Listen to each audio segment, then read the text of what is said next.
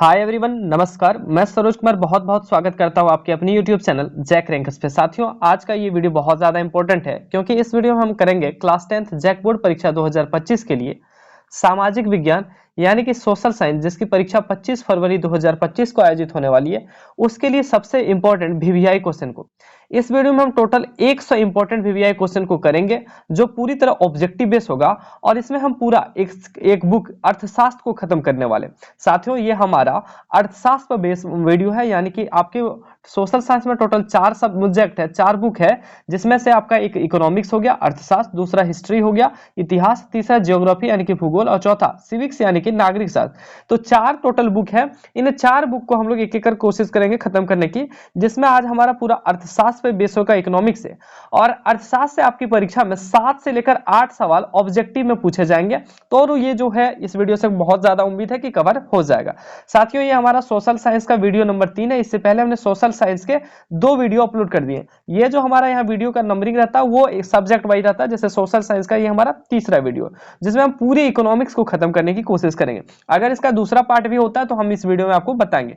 Total number of question हम शुरू में ही बता दें, इसमें 100 क्वेश्चन हमने लेके रखा है, जो आपकी परीक्षा के लिए बहुत ज्यादा इंपॉर्टेंट है। आपको अनुभव होगा इस क्वेश्चन को करने के बाद, जी हमने जो है वाकई में अच्छे प्रश्न किए हैं और पूरी तरह से कोशिश करूंगा कि जो भी क्वेश्चन कराऊं वो आपको याद भी हो जाए। तो चलो शुरू करते हैं। सबसे पहले वीडियो शुरू करने से पहले साथियों मैं आपको बता दूं कि अगर आप हमारे व्हाट्सएप ग्रुप में नहीं जुड़े तो नीचे डिस्क्रिप्शन में लिंक दिया गया है, या फिर आप 9835146164 पे मैसेज करके आप व्हाट्सएप ग्रुप में जरूर जुड़ जाएं। साथ ही साथ इस यूट्यूब चैनल जैक रैंकर्स को सब्सक्राइब भी कर लें, ताकि आने वाले जो भी वीडियोस है उनका नोटिफिकेशन हमको मिल सके। इससे पहले अगर सोशल साइंस के 2 वीडियो नहीं देखे तो उनको भी आप जरूर देख लें। आइए शुरू करते हैं पहला वीडियो क्वेश्चन को।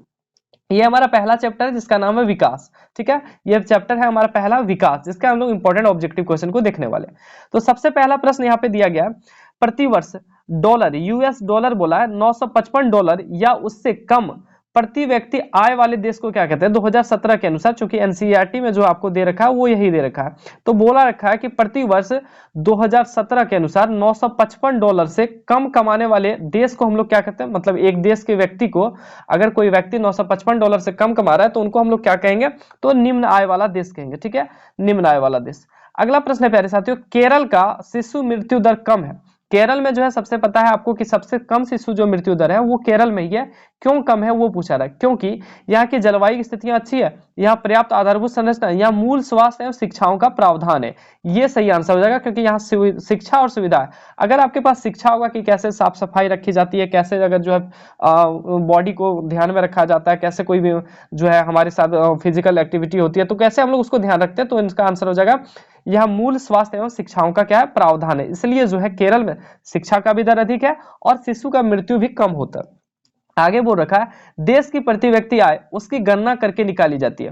तो देश की प्रति व्यक्ति आय कैसे निकाली जाती है साथियों, देश के टोटल जनसंख्या से, टोटल पॉपुलेशन से जो है देश का जो है टोटल पॉपुलेशन हम लोग काउंट करते हैं और उनसे जो है हम लोग देश के टोटल इनकम को भाग देते हैं। ठीक है, देश का टोटल इनकम बटे पॉपुलेशन जब करते हैं तो हमारा क्या निकलता है, प्रति व्यक्ति आय, जिसको औसत आय या फिर पर कैपिटा इनकम भी कहा जाता है।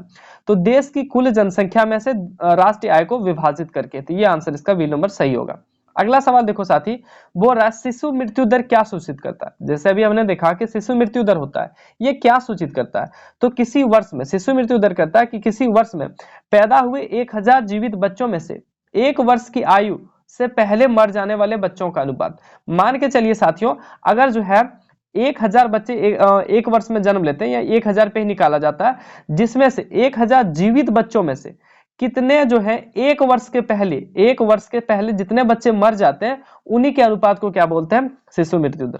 अगला क्वेश्चन देखो, अगला बोल रखा है प्रतिवर्ष $955 था, तो $955 क्या हम लोग बोलते थे, निम्न आय वाला देश। ठीक है, लेकिन $12,056 से अगर अधिक होगा प्रति व्यक्ति आय, हर व्यक्ति अगर $12,056 से अधिक कमा रहा है तो कौन से देश की श्रेणी में आएगा, तो उसे अमीर देश की श्रेणी में कह सकते हैं, या फिर यहाँ पे विकसित भी हो सकता है, विकसित देश की श्रेणी में, जैसे अमेरिका सब, इसमें जो है प्रति व्यक्ति आय $12,056 से अधिक है। ठीक है, $1 में साथियों 80 लगभग का 80 रुपया जो होता है, तो आप कैलकुलेट लगा सकते हैं कि इतना अगर इनकम किसी देश का अगर प्रति व्यक्ति आय है तो वो जो है विकसित देश में आएगा।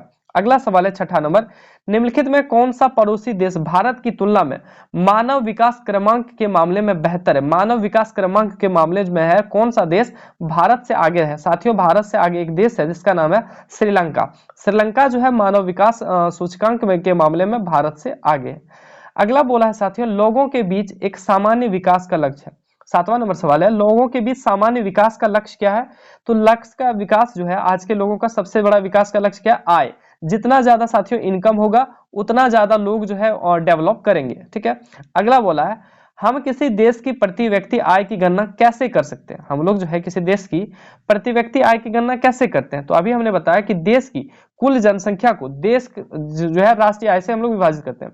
ऊपर में हम लोग राष्ट्रीय आय रखते हैं, नेशनल इनकम, और कुल जनसंख्या से हम लोग इसको भाग दे देते हैं। तो बी नंबर इसका सही जवाब होगा। 9वां नंबर सवाल है साथियों, किसी देश की कुल जनसंख्या द्वारा राष्ट्रीय आय से, ये 9वां नंबर सवाल है, जीडीपी का क्या अर्थ है? GDP gross domestic product. ठीक है, तो इसका आंसर हो जाएगा सकल घरेलू उत्पाद। याद रखिएगा, ये क्वेश्चन पूछा गया, सकल घरेलू उत्पाद होता है। अगला सवाल देखो साथियों, अगला है 10वां नंबर, हमारे समाज में विभिन्न वर्गों के विकास के लक्ष्य के द्वारा प्राप्त किए जा सकते हैं। तो हमारे जो विभिन्न समाज है उनमें विकास के लक्ष्य के द्वारा प्राप्त किए जा सकते हैं लोकतांत्रिक राजनीतिक प्रक्रिया द्वारा। ऑप्शन नंबर बी होगा। अगला है साथियों, देशों के विकास की तुलना करने का सबसे महत्वपूर्ण आधार क्या है? यानी कि जैसे हम अगर बात करें इंडिया और साथियों इंडिया और पाकिस्तान का अगर तुलना करें कि किस देश का जो है विकास अच्छा है, तो उसकी तुलना हम लोग कैसे करेंगे? तो हम लोग पर कैपिटा इनकम को देखेंगे। कितना? पर कैपिटा इनकम, यानी कि प्रति व्यक्ति आय, जिसको औसत आय भी कहा जाता है। ये क्वेश्चन पूछा कि किसे औसत आय कहा जाता है, तो प्रति व्यक्ति आय जिस देश का अधिक होगा साथियों, वो देश हम लोगों का क्या होगा? अधिक जो है विकसित होगा। तो पाकिस्तान की तुलना में जो है इंडिया विकसित है, क्योंकि यहाँ की प्रति व्यक्ति आय ज्यादा है। और वैसे इंडिया की तुलना में जो है अमेरिका विकसित है, क्योंकि अमेरिका की प्रति व्यक्ति आय इंडिया से ज्यादा। तो कैसे तुलना करेंगे किसी भी देश का? तो औसत आय प्रति व्यक्ति आय से। अगला साथियों वो रखा 12वां नंबर है कि किसी देश के विकास को प्रायः निम्नलिखित में से किस आधार पर निर्धारित किया जाता है? तो किस आधार पे साथियों? तो प्रति व्यक्ति आय के आधार पर निर्धारित किया जाता है किसी भी देश के विकास को। ठीक है। अगला है साथियों, किसी देश की राष्ट्रीय आय को उसकी कुल जनसंख्या से भाग देकर क्या प्राप्त होता है? तो प्रति व्यक्ति आय, राष्ट्रीय आय यानी कि नेशनल इनकम को साथियों जब टोटल पॉपुलेशन से हम लोग भाग देते हैं तो क्या निकलता है हम लोगों का? Per capita income. Per capita income यानी कि प्रति व्यक्ति आय। चलो अगला क्वेश्चन देखते हैं साथियों, 14वां नंबर, यूएनडीपी के अनुसार साथियों बोल रखा है कि देश के विकास को आंकने के आधार निम्नलिखित में से क्या है? तो यूएनडीपी के अनुसार जो नापता है, देखो अगर वो पहला इससे पहले क्वेश्चन पूछा था उसमें हम लोग सिर्फ प्रति व्यक्ति आय पूछे बोले थे, लेकिन अगर बोल दे यूएनडीपी के अकॉर्डिंग, तो यूएनडीपी के अकॉर्डिंग साथियों जो आपका आधार हो जाएगा वो प्रति व्यक्ति आय, लोगों की शिक्षा का स्तर, लोगों का स्वास्थ्य, ये सभी चीजों को देखा जाता है एक देश के विकास को मापने के लिए कि देश में विकास हुआ या नहीं हुआ। इनके लिए प्रति व्यक्ति आय, लोगों का शिक्षा और लोगों के स्वास्थ्य का भी स्तर देखा जाता है। तो इनमें से सभी इसका सही जवाब होगा। अगला है साथियों, निम्नलिखित में से सर्वाधिक मानव विकास सूचकांक वाला राज्य है। सर्वाधिक मानव विकास सूचकांक वाला राज्य है साथियों केरल। केरल जो है सबसे ज्यादा जो है शिक्षित भी है, सबसे ज्यादा अगर बात करें तो शिक्षित केरल है। सबसे अच्छा स्वास्थ्य स्थिति भी केरल का है साथियों, और इनकम के मामले में पंजाब अच्छा है, लेकिन केरल जो है ये दो चीजों में आगे, जिनके कारण केरल जो है सबसे अधिक मानव विकास सूचकांक वाला राज्य है। अगला साथियों, निम्न में से कौन गैर नवीकरणीय संसाधन? गैर नवीकरणीय संसाधन साथियों उनको कहते हैं जो एक बार खत्म हो जाए, जिसको अनवीकरणीय संसाधन भी कहते हैं साथियों। अनवीकरणीय संसाधन भी कहते हैं जो एक बार साथियों खत्म हो जाए तो दोबारा प्राप्त करने में हजारों वर्ष लग जाते हैं, साथियों। अगर वन खत्म हो जाए तो हजारों वर्ष नहीं लगेगा, ये बहुत जल्द प्राप्त हम लोग कर लेंगे। जल भी खत्म अगर जो है होता है तो पुनः वर्षा हो जाती है। वायु ऊर्जा भी जल्दी खत्म नहीं होती, पवन ऊर्जा ये भी चलते रहती है। लेकिन खनिज तेल खत्म हो जाएगा साथियों, जैसे हम लोगों का पेट्रोलियम है जिसे ब्लैक गोल्ड कहा जाता है। पूछा जाता है कि किसे काला सोना कहा जाता है, तो पेट्रोलियम को ब्लैक गोल्ड कहा जाता है साथियों। पेट्रोलियम अगर खत्म हो जाए तो खनिज तेल जो है तुरंत प्राप्त नहीं किया जा सकता, इनको प्राप्त करने में लगभग हजारों से लेकर लाखों वर्ष लग सकते हैं, जिनके कारण साथियों इसे गैर नवीकरणीय या फिर अनवीकरणीय संसाधन कहा जाता है। अगला है साथियों, मानव विकास रिपोर्ट के अनुसार किसके द्वारा पेश की जाती है? तो यूएनडीपी के अनुसार। मानव विकास सूचकांक जो है प्यारे बच्चों, ह्यूमन इंडेक्स जिसको बोलते हैं, वो किसके द्वारा पेश किया जाता है? तो ह्यूमन डेवलपमेंट इंडेक्स बोलते हैं, HDI। ये किसके द्वारा पेश किया जाता है साथियों? तो यूएनडीपी के द्वारा। बोला भारत के किस राज्य की साक्षरता दर सबसे अधिक है? साथियों सबसे अधिक जो है केरल की है, हमने आपको बार बार बता रखा है, केरल में सबसे अधिक साक्षरता दर है।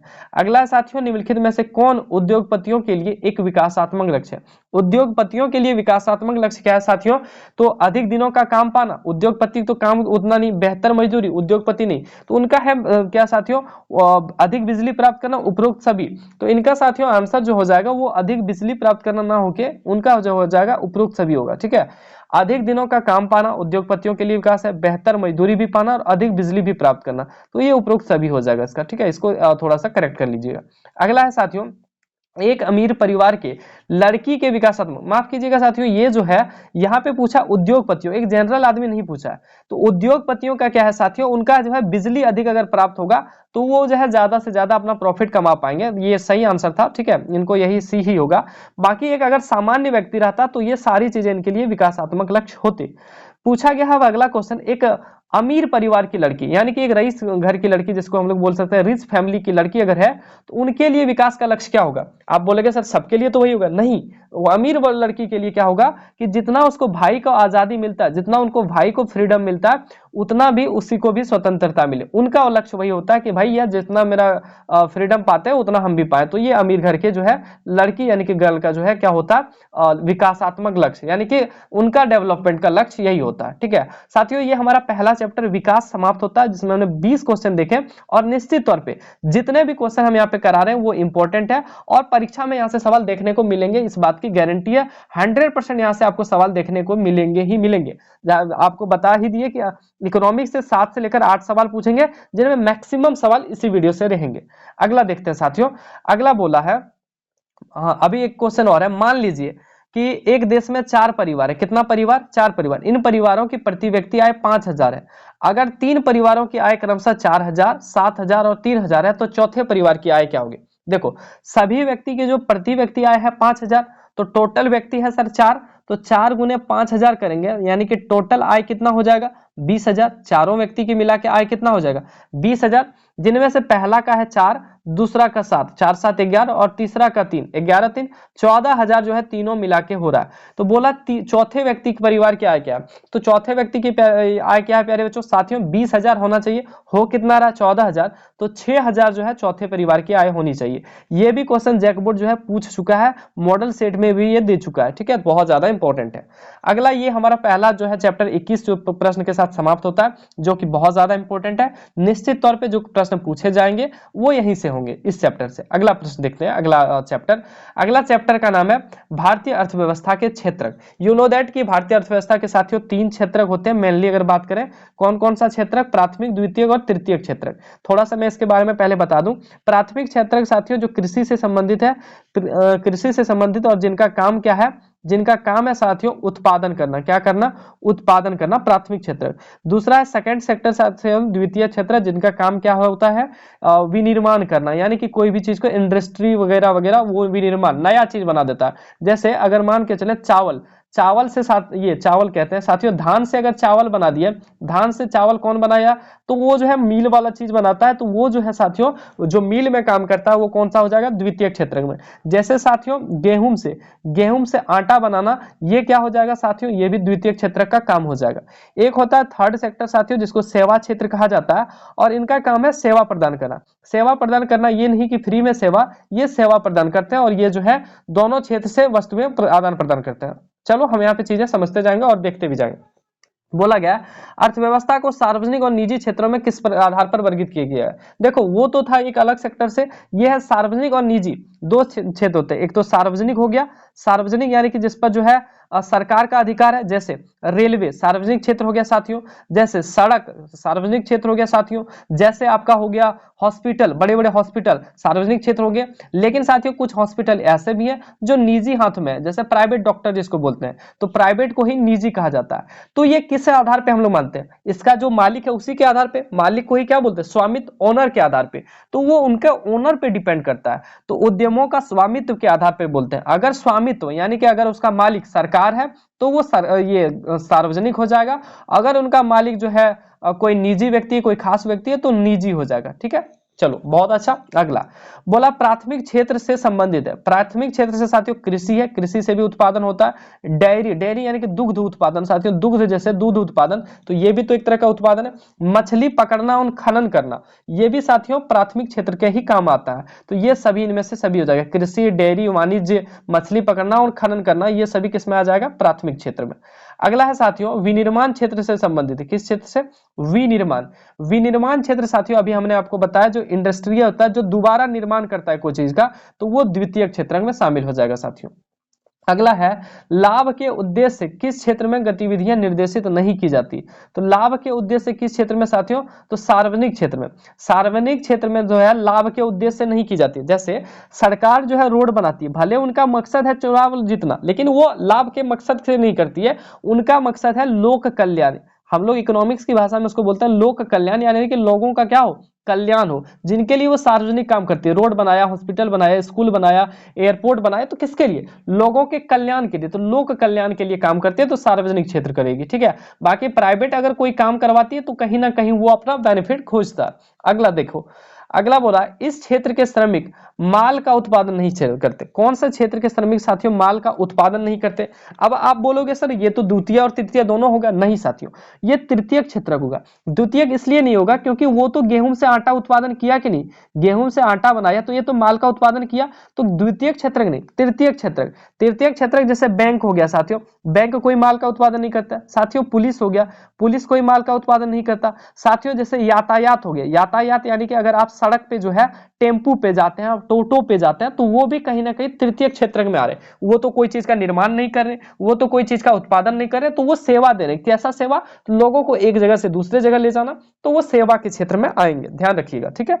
अगला आएगा संगठित क्षेत्र का सही अर्थ चुने। साथियों दो तरह के क्षेत्र होते हैं, एक तो संगठित, एक असंगठित। देखिए एक संगठित, असंगठित, एक आधार पे इसको बांटा गया असंगठित। दूसरा है साथियों प्रथम क्षेत्र प्राथमिक क्षेत्र, द्वितीय क्षेत्र, तृतीय क्षेत्र, और तीसरा स्वामित्व के आधार पे साथियों एक निजी क्षेत्र और एक सार्वजनिक क्षेत्र। तो अर्थशास्त्र में जो है तीन तरह के क्षेत्र जो है इस तरह से बांटे गए। संगठित असंगठित किसको कहते हैं साथियों? संगठित हम लोग उसको बोलते हैं जिसमें साथियों क्या होता है, संगठित क्षेत्र में क्या होता है कि नियम और शर्तों में काम होती है। नियम एवं शर्त इसका फिक्स होता है कि 8 बजे आपको जो है आना है, 7 बजे जो है आपको जाना है, आपको महीना में इतना दिन छुट्टी मिलेगा, काम करेंगे नहीं करेंगे, अगर छुट्टी लेते हैं पैसा मिलेगा, जब मन तब आपको नहीं निकाला जा सकता। लेकिन असंगठित क्षेत्र में जो है आपका कोई नियम शर्त नहीं होता, जब मन करेगा आपको असंगठित क्षेत्र से निकाल दिया जाएगा, जिस दिन काम नहीं करोगे उस दिन का पैसा नहीं दिया जाएगा। तो ये असंगठित क्षेत्र होता है, ठीक है। तो चलो मैं आपको यहाँ पे बताने की कोशिश करता हूँ। तो बोला संगठित क्षेत्र का सही अर्थ चुने। बोला यह उन उद्यमों को शामिल करता है जहां रोजगार की शर्तें क्या है? नियमित नहीं है। बिल्कुल साथियों ये गलत होगा, ठीक है। नियमित नहीं है यहाँ नहीं होना चाहिए, नियमित है होगा, ठीक है। ये है होगा, आंसर यही होगा, लेकिन ये नियमित है। यह सरकार के नियंत्रण से बाहर नहीं, ये सरकार के नियंत्रण के अंदर होता है। नौकरियां नियमित नहीं है, नौकरियां इसमें नियमित होती है साथियों। यह कम वेतन प्रदान करता है, ऐसा नहीं है, वेतन भी ज्यादा, सरकारी क्षेत्र में वेतन ज्यादा। तो संगठित प्राय सरकारी क्षेत्र को ही कहते हैं साथियों। इसका जो हो जाएगा यह उन उद्यमों को शामिल करता है जहां रोजगार की शर्तें नियमित है, हो जाएगा, ठीक है। रोजगार की शर्तें नियमित है। अगला है साथियों नरेगा। नरेगा जिसको मनरेगा के नाम से जाना गया, राष्ट्रीय ग्रामीण रोजगार गारंटी अधिनियम में जो है सरकार के द्वारा कितने दिनों का रोजगार देने की बात कही गई है? तो 100 दिन का रोजगार सरकार देती है, वो जो है मनरेगा में कहा गया। तो आंसर हो जाएगा 100 दिन, ठीक है। अगला है साथियों, अगला यहाँ पे क्वेश्चन है सेवा क्षेत्र इनमें से किस तरह की गतिविधियां शामिल है? सेवा के क्षेत्र में साथियों तो चीनी गुड़ और ईंट बनाना ना जी, चीनी गुड़ और ईंट बनाना ये तो द्वितीय क्षेत्र में शामिल हो जाएगा, विनिर्माण वाला। कृषि, डेयरी, मछली पकड़ना ये तो प्राथमिक क्षेत्र में हो जाएगा। परिवहन यानी कि यातायात वाला, संचार जैसे अभी भी हमारे द्वारा जो है वीडियो को देख पा रहे हैं, फोन पे बात कर पा रहे हैं, तो संचार, बैंकिंग, बैंकिंग ये सब किसमें आ जाएगा साथियों? पुलिस, ये सब किसमें आ जाएगा? तो ये आ जाएगा तृतीय क्षेत्र में, जिसको हम लोग सेवा क्षेत्र कहते हैं। तृतीय क्षेत्र का और नाम क्या है? सेवा क्षेत्र, ठीक है। अगला सवाल देखो, अगला है प्रच्छन्न बेरोजगारी का मतलब ऐसी स्थिति है जहां लोग, प्रच्छन्न बेरोजगारी किसको कहते हैं साथियों? जहां लोग तो लगे हुए हैं लेकिन जो है काम उतना का जरूरत नहीं है, नियोजित है लेकिन उत्पादकता शून्य। जैसे किसी काम को करने के लिए 5 व्यक्ति की जरूरत है और लगे वहां पे घर में जो है बेरोजगार है 12 व्यक्ति लग गया, तो 7 व्यक्ति जो एक्स्ट्रा लगे उसको हम लोग प्रच्छन्न बेरोजगार के श्रेणी में आएंगे। यानी कि नियोजित तो है, काम तो कर रहे हैं लेकिन उसकी उत्पादकता शून्य, वो हट भी जाए तो कोई फर्क नहीं पड़ने वाला। अगला बोला सार्वजनिक क्षेत्र के उद्यमों का मकसद है। तो अभी हमने बताया सार्वजनिक क्षेत्र का उद्यम, सार्वजनिक यानी कि जैसे रेलवे हो गया, रोड हो गया, जो सरकारी सेक्टर है उनका क्या मकसद होता है, सामाजिक कल्याण और सुरक्षा, समाज का कल्याण। जैसे बॉर्डर पे पुलिस लगी है, पुलिस जो है बॉर्डर पे आर्मी लगी है, यहाँ पे जो है पुलिस लगी है, तो उनका काम क्या है, आपका सुरक्षा करना और समाज का कल्याण करना। तो ये सी नंबर हो जाएगा। अगला बोला है निम्नलिखित में से कौन सा अधिनियम TISCO, Tata steel and iron company, जो Tata iron and steel corporation company जो है जैसी कंपनी पर लागू नहीं होगा।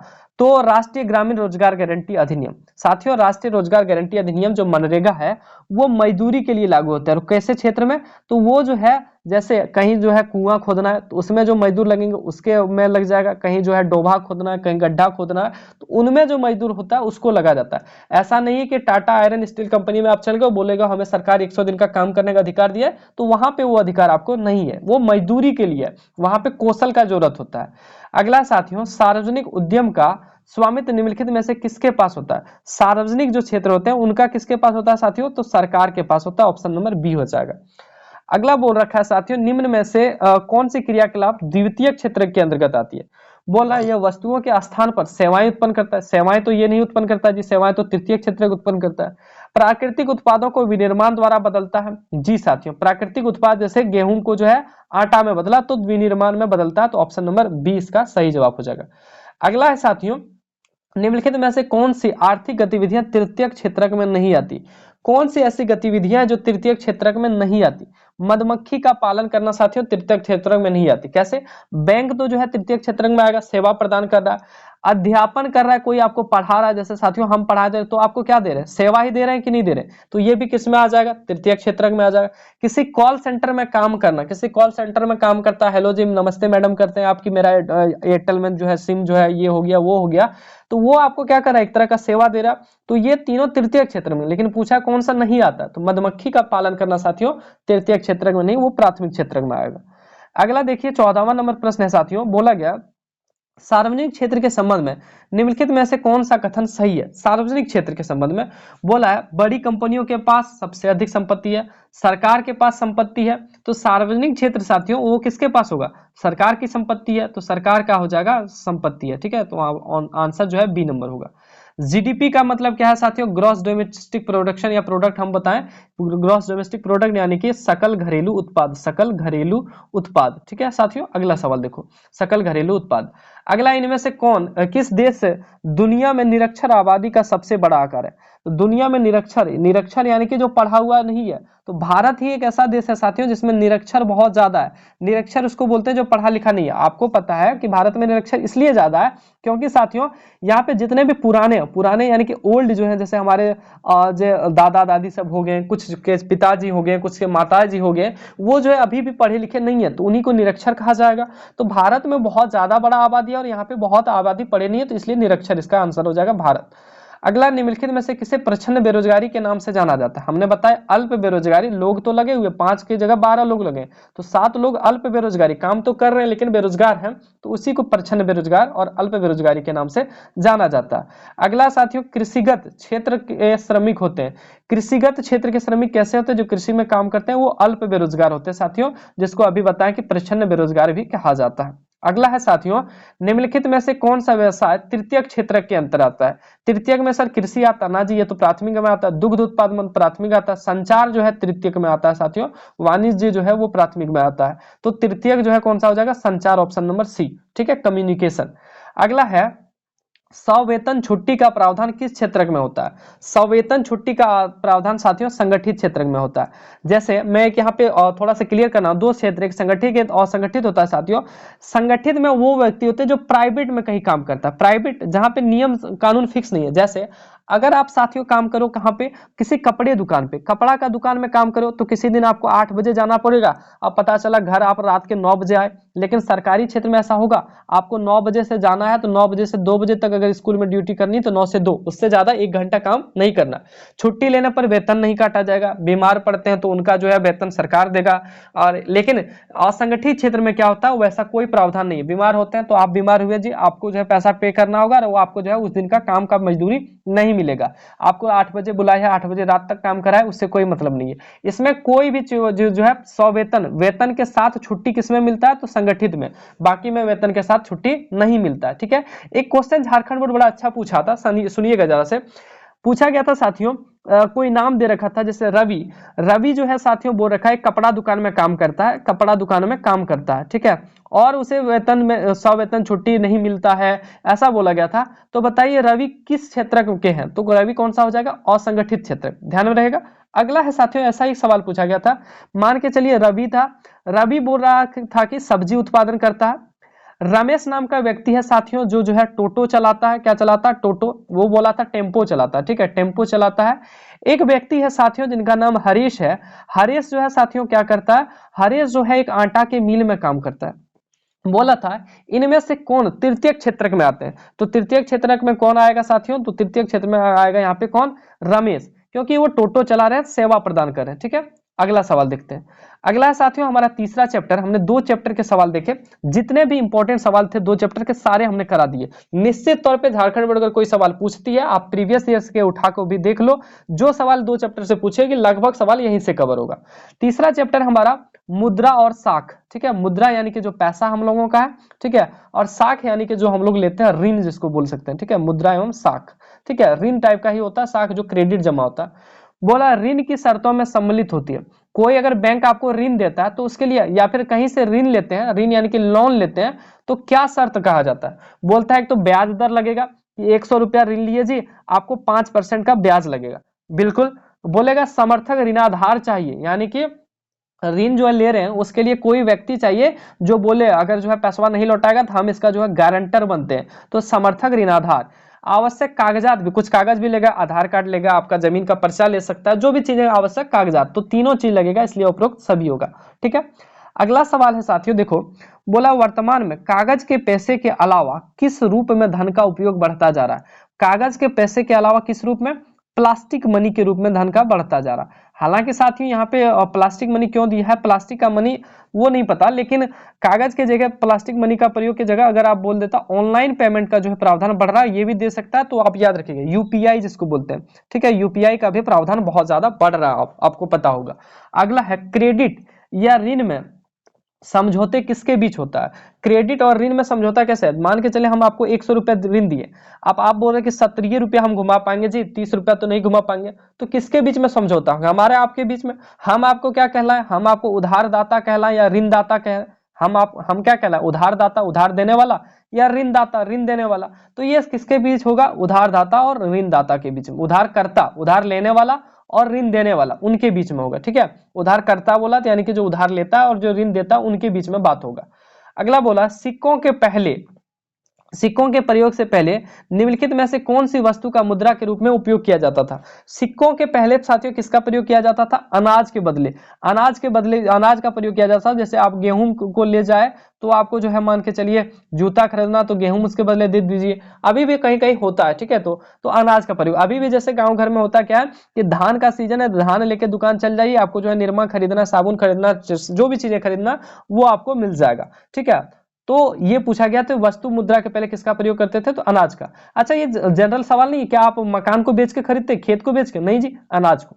अगला सवाल है धनी परिवारों के लिए साख का कौन सा मुख्य स्रोत है, साख यानी पैसा, इनकम का कौन सा मुख्य स्रोत है, तो औपचारिक क्षेत्र, ऑफिशियल क्षेत्र जो होते हैं, ऑफिशियल। ठीक है, अगला साथियों, अगला बोला कुल जमा का वह हिस्सा जो बैंक अपने पास नगद में रहता है, क्या बोला था, एक छोटा अनुपात, या फिर इसको बोलते हैं नगद अनुपात, क्या बोलते हैं, नगद अनुपात। ठीक है, कैश रिजर्व रेशियो भी इसको बोला जाता है, CRR, कैश रिजर्व रेशियो को बोला जाता है। यानी कि आप जो है जमा करते हैं साथियों, अगर आप 100 रुपया जमा करते हैं तो बैंक जो है शायद 17 रुपया, साथियों मैं इसमें कंफर्म नहीं, शायद 17 रुपया, ये मैं डाटा में भूल रहा हूँ, 17 रुपया बैंक अपने पास रख लेती है, और 100 में से जो बाकी 17 रुपया रखने के बाद बच जाता है उसको जो है लोन में या फिर कोई अन्य काम में लगा देती है। 17 रुपये इसलिए रखती है अगर आप फिर से लेने आ जाओ तो आपका 17 किसी और का 17 मिला के आपको देने लायक पैसा बचे। ठीक है, तो नगद अनुपात कहते हैं, नगद के लिए रखता है, जैसे एक छोटा अनुपात भी बोलते हैं। अगला बोला है धन के आधुनिक रूप क्या है, धन के आधुनिक रूप क्या है सर, मुद्रा भी है, प्लास्टिक मनी भी है, डिमांड डिपॉजिट, उपरोक्त सभी। देखो डिमांड डिपॉजिट जैसे आप बैंक में जाते हैं, ऐसा फॉर्म दिया जाता है, बोलता है जितना जमा करना उसका जो है डिमांड भरो, भर देते हैं। प्लास्टिक मनी साथियों मुद्रा है, मुद्रा यानी कि जैसे 1000 देना तो सीधे कैश दे दिए, तो वो मुद्रा हो गया। अगला है साथियों 8वां नंबर, भारत में मुद्रा कौन जारी करता है? साथियों भारत में जो है मुद्रा जारी करता है वो कौन करता है? भारतीय रिजर्व बैंक, भारतीय रिजर्व बैंक ये नोट को जारी करता है साथियों, ठीक है, सभी नोट को ये जारी करता है। और 1 रुपए के नोट के जो है साथियों, 1 रुपए के जो नोट, सिक्का भी यही जारी करता है, लेकिन 1 रुपए वाला जो सिक्का वो वित्त मंत्रालय जारी करता है। अगला है साथियों, क्षेत्रीय ग्रामीण बैंकों को डैश में स्थापित किया। ग्रामीण बैंकों को कब बनाया गया साथियों? 1969, 1969 में। ग्रामीण बैंक जैसे अब बहुत राज्य में चलता है, झारखंड राज्य ग्रामीण बैंक, वनांचल ग्रामीण बैंक, यानी कि ग्रामीण बैंक जो है कब से शुरू किया? 1969 से। अगला बोल रहा है ऋण के औपचारिक स्रोतों के कामकाज की निगरानी कौन करता है? तो ऋण अगर जो है बैंक देगी तो उनका निगरानी कौन करता है साथियों? भारतीय रिजर्व बैंक, जिसको आरबीआई कहते हैं, रिजर्व बैंक ऑफ इंडिया, जिसमें आपके पैसे में जो आपका नोट है जिसमें उसका जो है नाम रहता है भारतीय रिजर्व बैंक ऑफ इंडिया। इसे साथियों बैंकों का बैंक कहा जाता है, इसे फादर ऑफ बैंक कभी कहा जाता है। बैंक का पिता किसको कहते हैं? तो आरबीआई। सभी बैंकों का मालिक कौन है या फिर देखरेख कौन करता है साथियों? आरबीआई करता है। अगला है साथियों, निम्नलिखित में से कौन धन का आधुनिक रूप नहीं है? यानी कि आधुनिक रूप कौन नहीं है जो अभी चल रहा है? कागज के नोट तो चल रहे हैं, डिमांड डिपॉजिट भी चल रहे हैं, ठीक है। चांदी का सिक्का ये आधुनिक युग में नहीं चल रहा, ये पुराने प्राचीन था, ये पुराने युग में चलता था चांदी का सिक्का, ठीक है। अगर आप कहीं चांदी का सिक्का लेके जाएंगे तो नहीं चलता है, चलता है मतलब कि नहीं, चांदी का सिक्का जो है रेगुलर यूज में नहीं आता, वो लोग खरीद के रखते हैं अपने पास, वो अलग चीज है। अगला बोला संपार्श्विक की कमी की समस्या को दूर करने के लिए उधार कर्ताओं को की सहायता कौन करता है? तो कौन करता है साथियों? स्वयं सहायता समूह, जो SHG है, सेल्फ हेल्प ग्रुप, आपके गांव घर में चलता होगा, दीदी सब जो है उसमें क्या करती है? अपना पैसा जमा करती है 10 रुपया 20 रुपया करके, और उसी से जो है लोगों को भी ऋण दिया जाता है। तो उसकी कमी कौन दूर करती है? तो SHG सेल्फ हेल्प ग्रुप। आगे बोला ऋण के औपचारिक स्रोत की पहचान करें। औपचारिक स्रोत सहकारी संघ, औपचारिक यानी कि ऑफिशियल जो देता, ऑफिशियल साथियों, ऑफिशियल जो कागजात उगजात पे साहूकार बोलते हैं। जैसे गांव घर में कोई व्यक्ति ऋण देता है उसको साहूकार बोलते हैं, उससे लिए तो वो जो है 5% की जगह 25% ऋण पैसा वापस लेगा। व्यापारी से लिए तो ज्यादा पैसा लेगा, जमींदार से लिए तो ज्यादा। ये अनौपचारिक स्रोत है, ये तीनों अनौपचारिक स्रोत है, ठीक है, अनौपचारिक स्रोत। बाकी ये सरकारी सहमतियां या फिर सहकारी समितियां, ये कैसा है? औपचारिक स्रोत। अगला है साथियों, निम्नलिखित में से बांग्लादेश के ग्रामीण बैंक से कर्ज लेने वाले अधिकांश कौन है? बांग्लादेश से ऋण लेने वाले साथियों महिलाएं हैं, ठीक है, बांग्लादेश के बारे में पूछा गया था। बांग्लादेश से ग्रामीण बैंक से कर्ज लेने वाले अधिकांश महिलाएं। बोला है निम्नलिखित में साहूकार उधार राशि पर ब्याज लेता है, बहुत अधिक लेता है। साहूकार साथियों बहुत अधिक लेगा, गांव घर में अगर पैसा लेंगे तो 100 रुपया वो लेगा, 110 रुपया घुमाना पड़ेगा, जबकि बैंक 103, 104, 105 ही लेता है। अगला है साथियों, बैंक ऋण नहीं देते। किसको ऋण नहीं देते? उचित सांपार्श्विक और दस्तावेज के बिना, यानी कि बिना गारंटर। आप अगर बिना गारंटर लेके जाओगे तो बोलेगा आपका क्या गारंटी, अगर भाग जाओगे तो बिना गारंटर और बिना जो है दस्तावेज का, बिना आधार कार्ड, बिना अकाउंट, बिना जमीन का कागजात, बिना कोई दस्तावेज को बैंक ऋण आपको नहीं देगा, ठीक है। अगला बोला निम्नलिखित में साख के औपचारिक साधनों में नहीं होते, साख के औपचारिक साधनों में नहीं होते कर्मचारी, ठीक है। अगला है साथियों, भारत में विनिमय माध्यम के रूप में कौन सी करेंसी का उपयोग किया जाता है? तो भारत में क्या चलता है साथियों? रुपया चलता है, रुपया आंसर इसका सही हो जाएगा। अगला है मुद्रा का विनिमय का माध्यम कहा जाता है। मुद्रा को विनिमय का माध्यम कहा जाता है, क्यों कहा जाता है साथियों? ये पूछा गया, क्योंकि ये क्या करता है, इसे किसी वस्तु या सेवा के लिए सरलता से बदला जा सकता है। जैसे आप पेन खरीदे, 5 रुपया झट से दे दिए, आसानी हुआ कि नहीं हुआ? इसमें दोहरे संयोग की आवश्यकता से छुटकारा मिलता है। जैसे अगर आपको जूता खरीदना है तो जूता खरीदने के लिए आपको पहले जो है साथियों आपके पास अनाज है, तो आपको ऐसा व्यक्ति को खोजना पड़ेगा जो अनाज तो लेना चाहता है, जो अनाज लेना चाहता है और उसके बदले जूता भी बेचना चाहता है, तो दोहरा संयोग आपको खोजना पड़ेगा, उससे छुटकारा मिला। यह विनिमय की मध्यस्थता प्रक्रिया में काम करता है, मध्यस्थता यानी कि बीच में आसानी बनाता है, तो उपयुक्त सभी हो जाएगा। अगला क्वेश्चन और अंतिम क्वेश्चन है तीसरे चैप्टर का साथियों। बोला गया निम्नलिखित में करेंसी मुद्रा क्या का रूप है? करेंसी कौन सा मुद्रा है साथियों? आधुनिक मुद्रा है। कौन सा? आधुनिक मुद्रा, ऑप्शन नंबर बी हो जाएगा। इस तरह से हमने 3 चैप्टर के इंपॉर्टेंट क्वेश्चन को देखा और हमने टोटल 61 क्वेश्चन देख चुके हैं। बाकी के जो है 40 क्वेश्चन अभी हम लोग आगे देखेंगे। अगला है साथियों वैश्वीकरण और भारतीय अर्थव्यवस्था। वैश्वीकरण और भारतीय अर्थव्यवस्था हमारा यह है चौथा चैप्टर। इससे संबंधित प्रश्नों को देखते हैं। बोला है वैश्वीकरण के कारण इनमें से किसमें सुधार हुआ है? तो वैश्वीकरण के साथियों ग्लोबलाइजेशन के कारण उपभोक्ताओं के लिए विकल्प खुले हैं, वस्तुओं सेवाओं की गुणवत्ता बढ़ी है, विदेश में निवेश बढ़ा है, तो इन सभी पे सही हो जाएगा। देखिए बोला गया है वैश्वीकरण यानी कि ग्लोबलाइजेशन हुआ, एक सामान को दूसरे देश में हम लोग बेच सकते हैं, वहां से सामान मंगा सकते हैं, वहां के हम लोगों को जो सामान उत्पादक उससे compete करना पड़ता है, वो अच्छी क्वालिटी का सामान बनाते हैं, हमें भी अच्छी क्वालिटी का सामान बनाना होता है, तो ये सब तीनों चीजें इसका क्या हो जाएगा, सही होगा। अगला बोला वैश्वीकरण की नीति से किस क्षेत्र को लाभ नहीं हुआ? तो कृषि क्षेत्र को लाभ नहीं हुआ, कृषि क्षेत्र को कोई लाभ नहीं हुआ। इसका कारण है कृषि क्षेत्र जो है, मान के चलिए जो सब्जी वगैरह वगैरह उगता है, वो ज्यादातर अनाज को छोड़ के जो भी सब्जियां उगती है वो देश के अंदर ही रह जाता है, बाहर देशों में नहीं सेल किया जाता है। बाकी बाहर के देश में बड़ी बड़ी टेक्नोलॉजी है जिनके कारण वहां पे सब्जियां दूसरे देश में सेल होता है। तो भारत को जो है, या फिर कह सकते हैं कि वैश्वीकरण के कारण कृषि क्षेत्र को लाभ नहीं हुआ। अगला बोला है वैश्वीकरण को फैलाने में किसने बड़ी भूमिका निभाई? तो साथियों सूचना प्रौद्योगिकी यानी कि सूचना मंत्रालय, जैसे कि सूचना, जैसे पेपर न्यूज़पेपर, ये परिवहन तकनीकी, वैश्वीकरण होगा तो परिवहन भी तो चाहिए, परिवहन में जैसे रेल हो गया, आपका गाड़ी हो गया, तो उनसे जो है हमें मदद मिली है, तो ऑप्शन नंबर ए और बी दोनों होगा।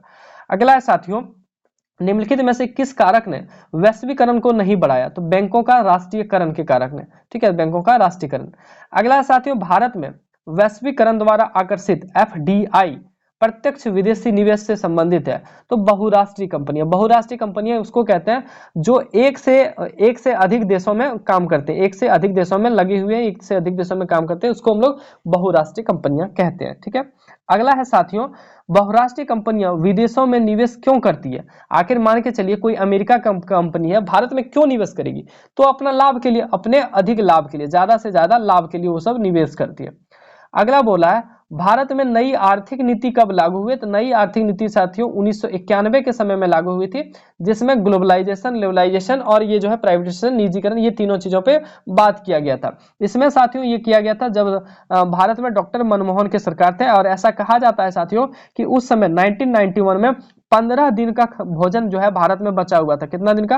15 दिन का भोजन ही भारत में बचा हुआ था। उसके बाद भारत जो है भुखमरी या फिर तंगी में आ सकता था।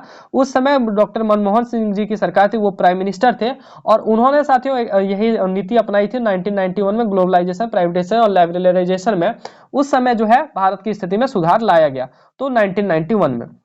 अगला है साथियों, यहाँ पे अगला है साथियों, देख सकते हैं अगला जो हमारा क्वेश्चन है 18वां नंबर, वो बोला है फोर्ड ने, किसने साथियों? फोर्ड ने, थोड़ा सा क्वेश्चन मैं कहाँ चल गया जी, हाँ, फोर्ड ने 1700 करोड़ लागत से अपना संयंत्र कहाँ स्थापित किया? फोर्ड ने साथियों कहाँ स्थापित किया था? चेन्नई ने, FORD, फोर्ड एक कंपनी का नाम है। कहाँ स्थापित किया?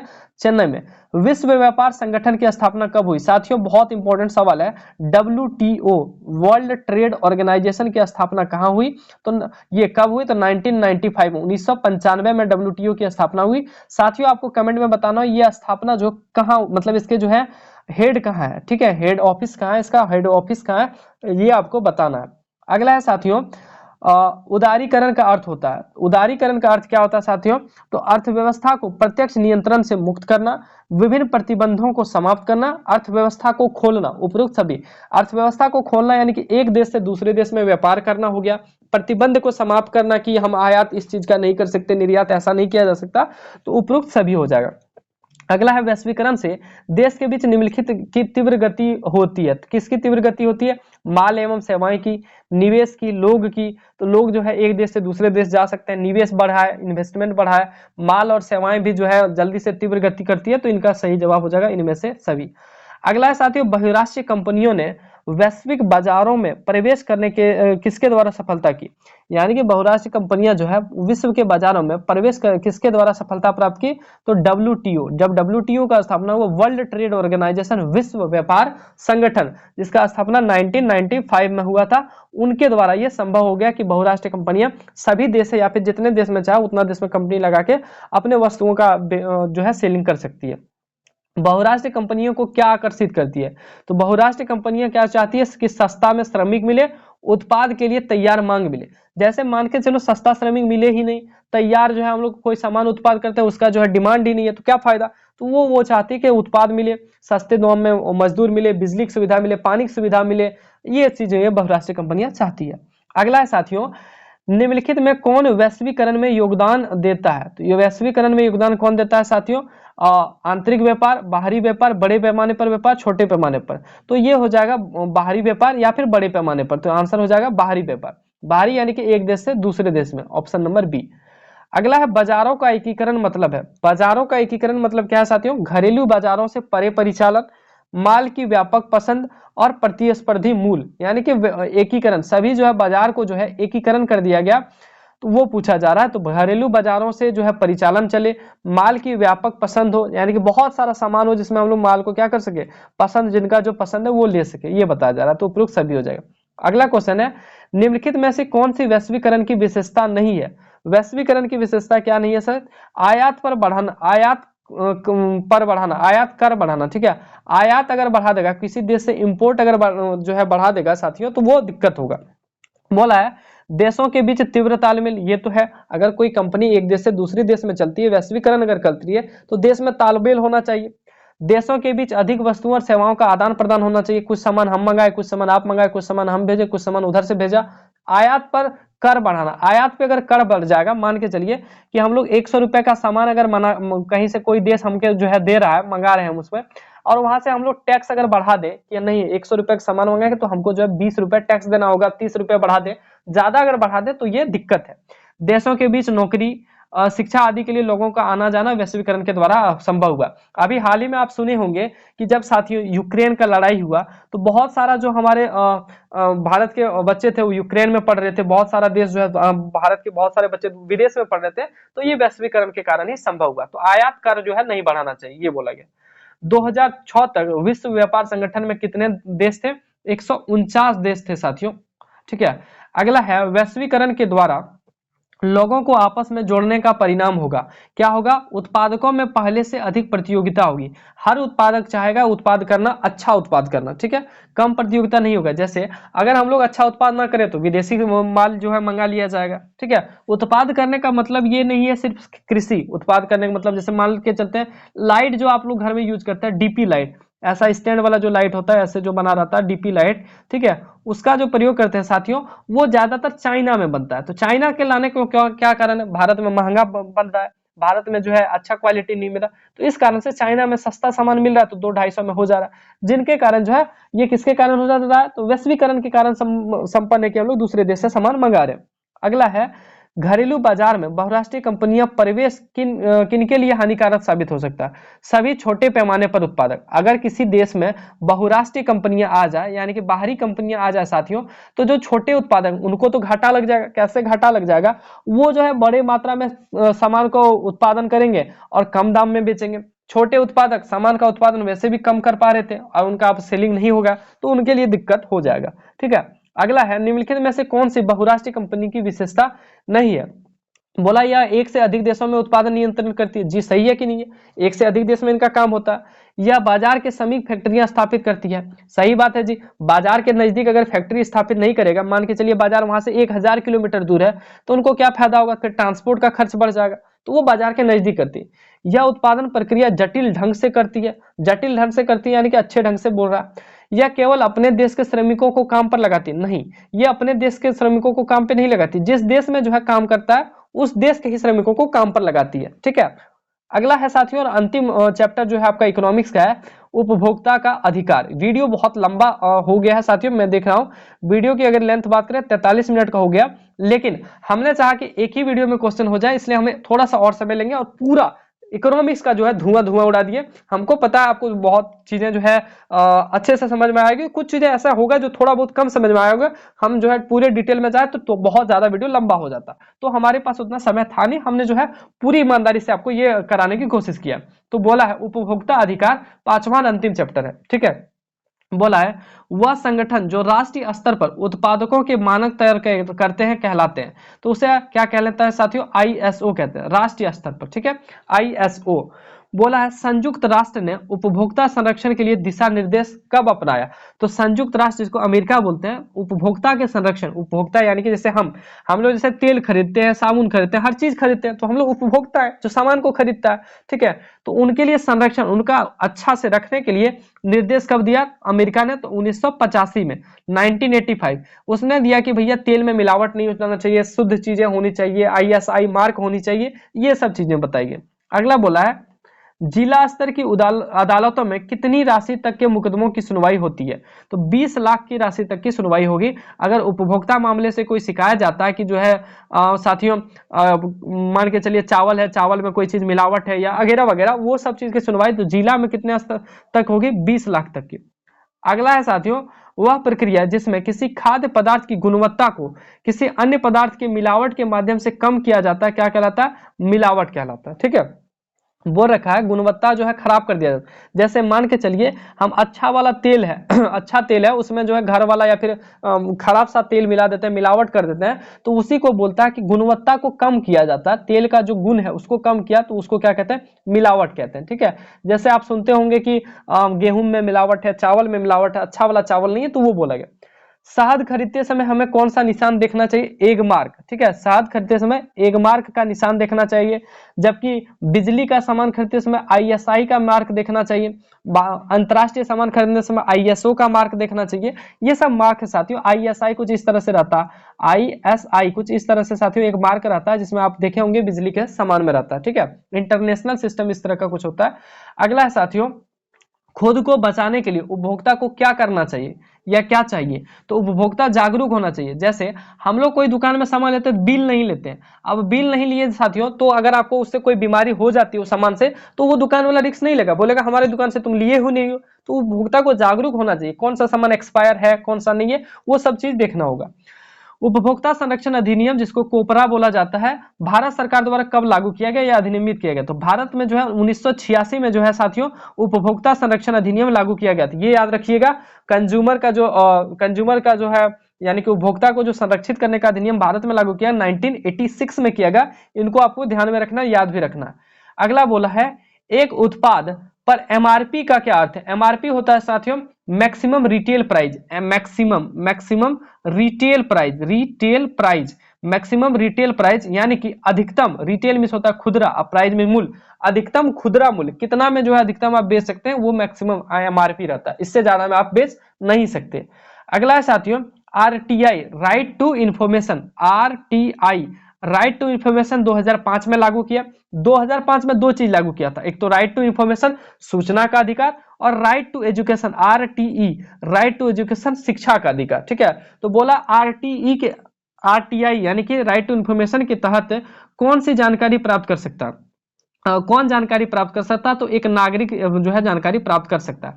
कोई भी नागरिक जो है RTI डाल सकता है कि हमें जो है इसके बारे में जानकारी प्राप्त करना है, किसी भी चीज के बारे में। BPL परिवार से अगर आप बिलोंग करते हैं, BPL का नंबर देते हैं, तो आपको 1 भी रुपया नहीं होगा। बाकी अगर आप BPL नहीं है तो आपको 10 रुपए का जो है पेमेंट कटाना पड़ता है RTI डालने के लिए। किसी भी चीज के बारे में आप जानकारी ले सकते हैं। हाँ, कुछ चीजें गोपनीय होती है जिनके बारे में जानकारी नहीं दिया जा सकता, जैसे सेना के बारे में, सुरक्षा के बारे में, सरकारी कुछ गोपनीय चीज होते हैं उनके बारे में नहीं, लेकिन RTI में लगभग चीजों की जानकारी मिल जाती है।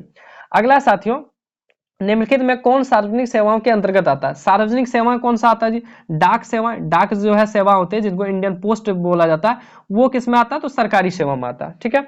अगला बोला सूचना का अधिकार कब लागू किया गया साथियों, अक्टूबर 2005 में, अभी हमने बताया 2005 में। अगला है निम्नलिखित में से कौन नियमों और विनियमों के माध्यम से बाजार में संरक्षित है। नियमों और विनियमों के माध्यम से बाजार में कौन है साथियों, उपभोक्ता। उपभोक्ता कहते हैं कंज्यूमर, जो लेता है, जो सामान उमान खरीदता है, ठीक है। अगला है अगला वर्ष 2005 में भारत सरकार द्वारा निम्नलिखित में कौन सा कानून लागू किया गया, तो सूचना का अधिकार अधिनियम, और एक तो राइट टू एजुकेशन भी लागू किया था। सूचना का अधिकार अधिनियम याद रखिएगा RTI राइट टू इंफॉर्मेशन, ठीक है। अगला है साथियों निम्नलिखित में से किस दिन हम राष्ट्रीय उपभोक्ता दिवस मनाते हैं। 24 दिसंबर को, 24 दिसंबर को साथियों राष्ट्रीय उपभोक्ता दिवस मनाया जाता है। अगला है साथियों इंपॉर्टेंट क्वेश्चन, कोपरा का अर्थ होता है, कोपरा उपभोक्ता संरक्षण अधिनियम, ये कंज्यूमर जो है सुरक्षा होता है इसके साथ अधिनियम, ठीक है। अगला है साथियों कोपरा, COPRA कंज्यूमर प्रोटेक्शन कुछ ऐसा, हाँ कंज्यूमर प्रोटेक्शन एक्ट होता है। CO से कंज्यूमर, PR से होता है प्रोडक्शन यानी कि संरक्षण, और A से होता है साथियों एक्ट। एक्ट मींस अधिनियम, ठीक है, उपभोक्ता संरक्षण अधिनियम। अगला, उपभोक्ता कल्याण संगठन के विश्व स्तरीय संस्थान को कहते हैं तो उपभोक्ता इंटरनेशनल।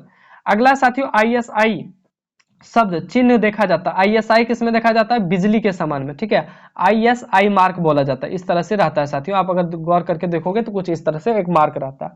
अगला साथियों, उत्पादक के घटकों की विस्तृत जानकारी निम्न में से किसके द्वारा सुनिश्चित की जाती है? तो उत्पादक के जो है साथियों घटकों की जानकारी किसके द्वारा की जाती है? तो सुरक्षा पाने के लिए, ठीक है, जानकारी जो है उत्पादक के बारे में हम लोग ले सकते हैं कि कहाँ से उत्पाद हुआ, कैसा प्रोडक्ट है, तो सुरक्षा पाने के लिए। साथियों आपको पता है वीडियो बहुत लंबा हो रहा है और लगातार जो है 40-45 मिनट से हम लगातार बोल रहे हैं, तो थोड़ा इधर उधर हो जा रहा है, लगातार बोलने पर गला भी थोड़ा ये खसखसा रहा है, ठीक है। हॉलमार्क इनमें से किन पर देखा जाता है? तो ज्वेलर्स पर, ठीक है, ज्वेलर्स पे साथियों, ज्वेलर्स यानी कि जो ज्वेलरी का सामान होता है उनमें हॉलमार्क्स देखा जाता है। एक मार्क अभी किसमें देखा जाता है? अभी आपने ऊपर में देखा, तो कमेंट सेक्शन में इसको बताना ना भूले। अगला है साथियों, एक मेडिकल शॉप में आपको एक्सपायरी डेट की एक दवा बेची जाती है तो आप उपभोक्ता अदालत में संपर्क कर सकते हैं, किसके अधिकार से? सुरक्षा के अधिकार से। एक्सपायरी डेट की दवा अगर बेचती है तो सुरक्षा के अधिकार से आप जो है कहां पे शिकायत कर सकते हैं? तो अदालत में, ठीक है, उपभोक्ता अदालत। साथियों इस तरह से हमने टोटल 101 प्रश्नों को देखा जो इकोनॉमिक्स के लिए इंपॉर्टेंट है, और यहां से ही सवाल आपके बोर्ड परीक्षा में आएंगे, जो भी सवाल इकोनॉमिक्स से पूछा जाएगा। साथियों वीडियो को एंड करें उससे पहले मैं आपको बता दूं कि इसे आपको कॉपी में नोट डाउन कर लेना है। इसका PDF साथियों हम आपको प्रोवाइड नहीं करा सकते हैं, PDF बहुत मेहनत से मिलता है साथियों, PDF अगर देने के बाद बहुत ज्यादा दुरुपयोग होता है तो माफ कीजिएगा, इसका PDF हम आप लोगों को प्रोवाइड नहीं करा पाएंगे। अभी भी बोल देते हैं, आपको इसको वीडियो को रोक के ही देख के लिखना पड़ेगा, या फिर बहुत ज्यादा होगा तो हम कोशिश करेंगे इनका जो है कहीं से व्यवस्था करा देने, मतलब कि आपको जो है इसको देख के लिख लेना है, या फिर आपको इसको बार बार रिपीटेड मोड में साथियों बार बार इसको जो है पढ़ना है, बार बार इसको सुनना है ताकि आपको याद हो जाए। साथियों इस वीडियो को यहीं एंड करते हैं, और वीडियो एंड करने से पहले मैं दोबारा बता दूं 9835146164 पे आप मैसेज करके हमारे व्हाट्सएप ग्रुप में जुड़ सकते हैं, ताकि आने वाली जो भी वीडियो है उनका नोटिफिकेशन आपको मिल सके, जो भी जानकारी है वो हमसे डायरेक्ट आप मैसेज पे बात कर सकते हैं। ध्यान रखें कॉल पे आप इसको, इस पे कॉल आपको नहीं करना, व्हाट्सएप मैसेज करना। साथियों 101 प्रश्न को देखा जो आपकी सोशल साइंस परीक्षा 2025 के 25 फरवरी के लिए बहुत ज्यादा इंपॉर्टेंट है, और यहां से आपके जो भी इकोनॉमिक्स में सवाल बनते हैं वहीं से आएंगे, और हमने जो चीजें कराई हैं वो आपके लिए बहुत ज्यादा बेहद इंपॉर्टेंट है। तो मिलते हैं नेक्स्ट वीडियो में, तब तक के लिए साथियों चैनल को सब्सक्राइब जरूर कर लीजिएगा, दोस्तों में इस वीडियो को शेयर करते हुए नोटिफिकेशन बेल को जरूर प्रेस कर लीजिएगा ताकि आने वाली सभी वीडियोस का नोटिफिकेशन आपको मिलता रहे। मिलते हैं नेक्स्ट वीडियो में, तब तक के लिए सभी को जैक रैंकर्स की ओर से ऑल द बेस्ट।